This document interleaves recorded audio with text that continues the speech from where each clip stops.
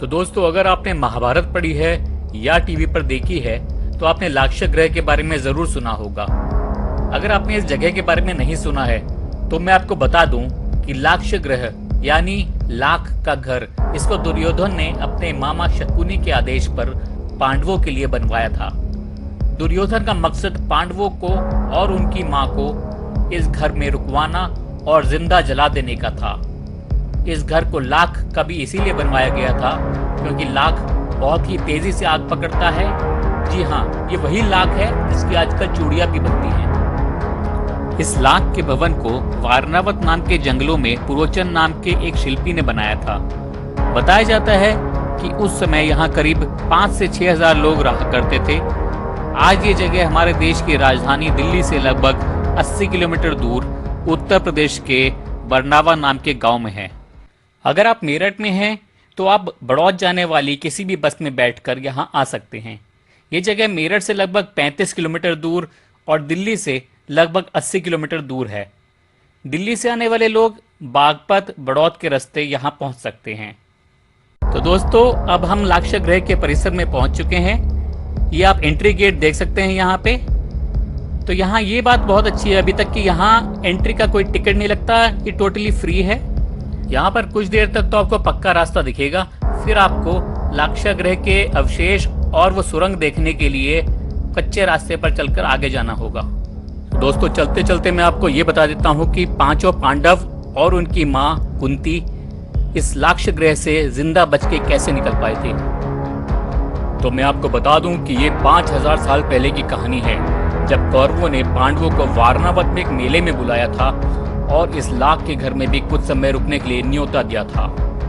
कौरवों का मकसद इस लाक्ष ग्रह में पांडवों को जलाकर मार डालना और उनकी गद्दी पर राज करने का था। लेकिन इस षड्यंत्र की जानकारी विदुर ने मौका देख के पांडवों को दे दी। विदुर ने पांडवों की मदद के लिए एक गुप्त सुरंग बनाने का फैसला लिया और एक खनिक को चुपके से उनके पास भेज दिया। इस सुरंग का एक हिस्सा पांडवों के कमरे में था और दूसरा हिंडनी नदी के किनारे निकलता था। इस लाख के भवन को पुरोचन अमावस्या की रात को जलाने वाला था, लेकिन पांडवों ने ही मौका देख के अपने कमरे में आग लगा दी और सुरंग के रास्ते अपनी मां कुंती को लेकर हिंडनी नदी के किनारे बचकर निकल गए। तो आइए पहले आपको वो सुरंग दिखा देता हूं जिसके जरिए पांडव अपनी जान बचाकर निकल पाए थे। तो यहाँ आप देख सकते हैं ये एक सुरंग है और ये दूसरी सुरंग। मैं आपको बता दूं कि ये दोनों एक ही सुरंग हुआ करती थी, ये दोनों अलग नहीं थी। आइए आपको ये सुरंग पास से दिखा देता हूँ एक बार। ये आप देख सकते हैं कि काफी गहरी लग रही है। ऐसा बोलते हैं कि ऐसे इस मोड़ की तरह यहाँ पर 5 और मोड़ हैं। इतना ही कहा जा सकता है सुरंग के बारे में, क्योंकि ज्यादा अंदर तक अभी तक कोई गया नहीं है।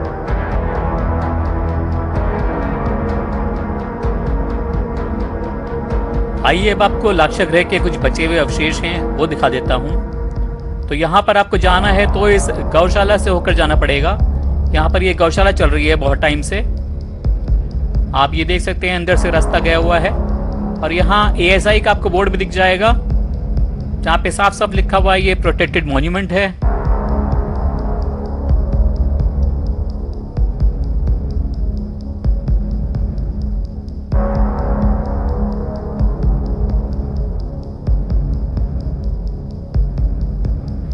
तो दोस्तों, हम पहुंच चुके हैं और ये आप देख सकते हैं कि लाक्ष ग्रह के ये कुछ अवशेष अभी भी यहाँ पे बाकी हैं। ये जिस जगह पे अभी हम खड़े हुए हैं इसको यज्ञशाला बोला जाता है। तो यहाँ पर उस समय यज्ञ वगैरह हुआ करते थे।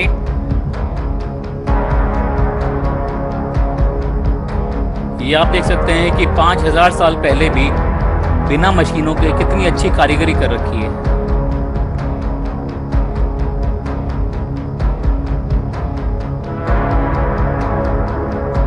मुझे ये समझ में नहीं आता कि आजकल की बिल्डिंगें मुश्किल से 50 साल में पूरी जर्जर हो जाती हैं, लेकिन आप ये देख सकते हैं इतनी पुरानी इमारत है फिर भी किस तरह से ये टिकी हुई है अभी तक।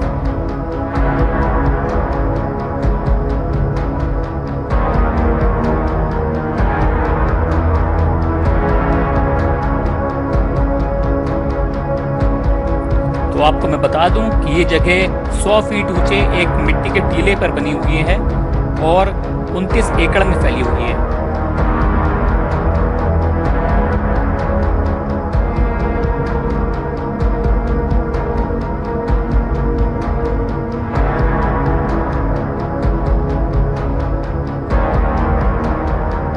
तो जैसा कि मैंने आपको बताया कि लाक्षागृह की सुरंग जो थी वो हिंडनी नदी के किनारे निकलती थी, तो आपको बता देता हूँ कि यहाँ से हिंडनी नदी भी केवल 700-800 मीटर दूरी है। तो आपको ये दिखा देता हूँ। तो ऐसा माना जाता है कि इसी हिंडनी नदी में एक नौका में सवार होकर पांडव और उनकी माँ बचकर निकल गए थे। दोस्तों, यहाँ लाक्षागृह में बहुत समय से एक गुरुकुल भी चलता है जहाँ पर बच्चों को सिर्फ संस्कृत में पढ़ाया जाता है। तो दोस्तों, यहाँ पर मेरी मुलाकात राहुल त्यागी जी से हुई, जिन्होंने मुझे गुरुकुल के बारे में काफ़ी सारी जानकारियाँ दी। गुरुकुल है, ये कब से चल रहा है? गुरुकुल ये इसको 60 साल हो जाएंगे। जी, तो यहाँ पूरा संस्कृत में ही हाँ, यहाँ सारा संस्कृत में सारी वेदों का पठन पाठन होता है, संपूर्ण संस्कृत पढ़ाई जाती है और विषय पढ़ाए जाते हैं। तो यहाँ संस्कृत सीखने के लिए कोई आ सकता है, कोई भी आ सकता है? कोई भी आ सकता है। हाँ, आते भी हैं बच्चे, आते भी हैं, पढ़ते भी हैं, अध्ययन भी करते हैं। दिन भर यहाँ बच्चे ऐसा है, सुबह 4 बजे उठते हैं, व्यायाम करते हैं, फिर अपने व्यायाम करने के बाद नहा धोकर सब चीज़ों से निर्वित होकर यहाँ पे यज्ञ होता है डेली। उसके बाद नाश्ता करते हैं, फिर पढ़ाई, उनका विद्यालय लगता है, पढ़ाई चलती है। तो लगभग कितने बच्चे होंगे अभी यहाँ पे? इस समय यहाँ 125 बच्चे हैं, जो 125 बच्चे जो राजस्थान से भी हैं, पानीपत से हैं, मतलब हरियाणा से हैं। अच्छा, मतलब बाहर से भी आए हुए हैं? गाजियाबाद से हैं, दिल्ली से भी हैं, हापुड़ से हैं। तो यहीं रहते हैं वो? यहीं रहते हैं, यहीं रहते हैं। जी, तो मतलब आपका हॉस्टल टाइप का है? हाँ हाँ हाँ, छात्रावास है, यहीं पे बच्चे रहते हैं, यहीं पे अध्ययन करते हैं, केवल छुट्टी में जाते हैं। अच्छा, जब छुट्टी पड़ती है तो होली की छुट्टी पड़ती है या दिवाली की हैं, रक्षाबंधन है, साल में 4 बार जाते हैं जी। तो शिक्षा का कोई भी पैसा नहीं है, केवल भोजन का पैसा लिया जाता है, वो भी नाम मात्र के लिए लिया जाता है। 700-800 रुपये हर महीने लिए जाते हैं बच्चे से। वो सिर्फ भोजन के लिए है? हाँ हाँ, बाकी पढ़ाई फ्री है? हाँ, पढ़ाई वगैरह ये सब चीज़ें फ्री हैं। कम से कम अमाउंट रखा है, 700-800 रुपये लिए जाते हैं, इससे ज़्यादा नहीं। ये महीने का? हाँ, महीने का। उसमें रहना, बच्चे का खाना, शिक्षा से सभी फ्री हैं। और यहाँ से बच्चों को काफ़ी चीज़ें, जैसे सर्दियों में जर्सी हैं, वो फिर आप। अच्छा, वो भी यहीं से मिल जाती हैं? हाँ हाँ, वो भी हैं, रजाई गद्दे हैं, वो फिर आप होते हैं जी। अच्छा, तो सुबह 4 बजे उठ के यहाँ पे एक्सरसाइज वगैरह बच्चे करते हैं? व्यायामशाला, अच्छा, वो जिम है। जब वो जिम है वहाँ पे सब मशीन वगैरह बच्चों के लिए रहती है। ये विद्यालय सारा वहाँ से सब कमरे का विद्यालय लेते हैं यहाँ पे। ये क्या है? ये मलखम है, ये आपको जो दिखाई दे रहे हैं नीचे खड़े हुए, मलखम कहलाते हैं। और इनमें जो बच्चे योगासन करते हैं, इसके ऊपर चढ़ के योगासन करते हैं। खुदाई हुई थी तो ASI वाले आए थे? हाँ, खुदाई हुई थी तो बड़ी बड़ी ईंटें मिले हैं, चक्की के पार्ट मिले हैं, कुछ बर्तनों के अवशेष मिले हैं, टूटे फूटे। जी जी। ये अथर्ववेद की एक शाला है।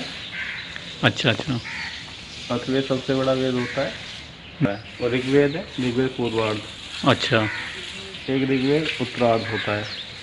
तो ये शाला है, वो यजुर्वेद है और ये सामवेद है। तो उम्मीद करता हूँ दोस्तों आपको ये वीडियो ज़रूर पसंद आया होगा। तो हम जल्दी मिलेंगे एक नए वीडियो के साथ, एक नई जगह पर।